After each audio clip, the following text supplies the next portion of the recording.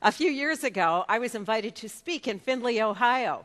And when I arrived, I discovered that I was going to be housed in the residence assistance quarters at Findlay University.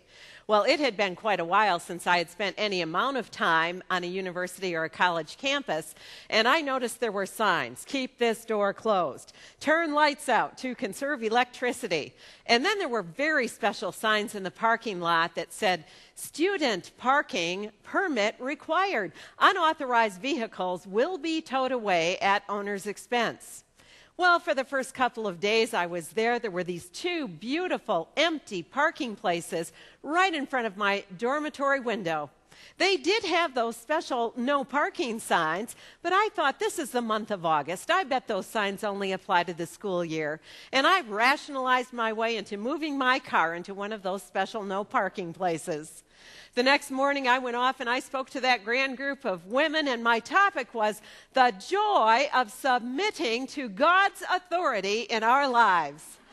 We had a great morning, and I went back and dropped my Bible and notes off, and I happened to look out the window. Something was missing.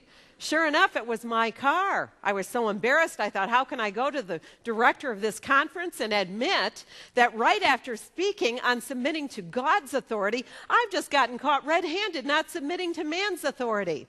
It was beyond me. I found a maintenance worker in the back of the building and asked him where the cars were towed to. He said, lady, they're taken to Dick's Towing Service. It's just a few blocks in this direction. Well, I looked at my watch. I knew I had to speak again at 2:15 in the afternoon, but I thought if I'm fast, I can get my car back and avoid any kind of embarrassment connected with this incident. I began to run swiftly in the direction the man had pointed, and carloads of women were going by, waving and smiling at their speaker, and she waved and smiled back. Several blocks later, I was lost. And I saw a little old man on a bicycle, and I said, excuse me, sir, could you tell me where Dick's Towing Service is? He seemed to be the sweetest, kindest man you would ever want to meet when you were in a predicament like this, and he said it's not far. He was riding a rather oversized bicycle with some extra seat room on it, and he said, hey, lady, why don't you just hop on? I'll have you there in a minute.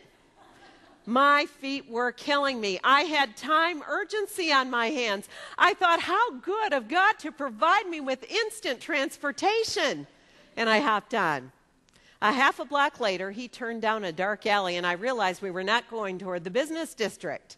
Well, I was beginning to panic, and by this time the man was breathing heavily, and I was praying it was because I was too heavy to pedal. As we came to the next crosswalk, I literally leaped off that bicycle, and he flipped his tires around and looked at me, and he said, couldn't you just give me one little kiss?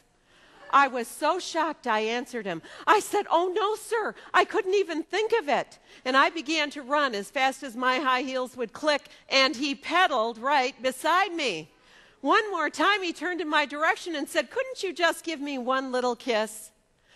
Women, I have traveled in major cities, and I had never had anything like this happen to me until I went to Findlay, Ohio, and I was being chased by a retired man on a bicycle. I looked down the street, and I didn't see anybody, but I did see a house with a screen door closed, main door open, indicating somebody might be inside, and I raced up on that porch and rapped with one hand, punched the bell with the other, while the man waited for me in the street.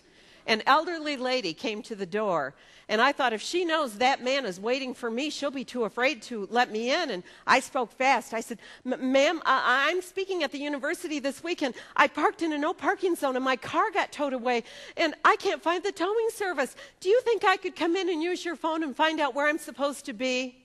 I could see her evaluating the strange woman on her front porch, and she finally invited me in, made the phone call for me, and then she said, I'll just drive you down there. We went out a back way, not visible to the front of that building, and in no time I had my car back, and I was at the school in time to speak at 2:15. But it was not the best presentation I've ever given. I was rattled beyond description. I knew I had been unwise, naive, and I knew that God saved me from a situation that might have been much more difficult to handle.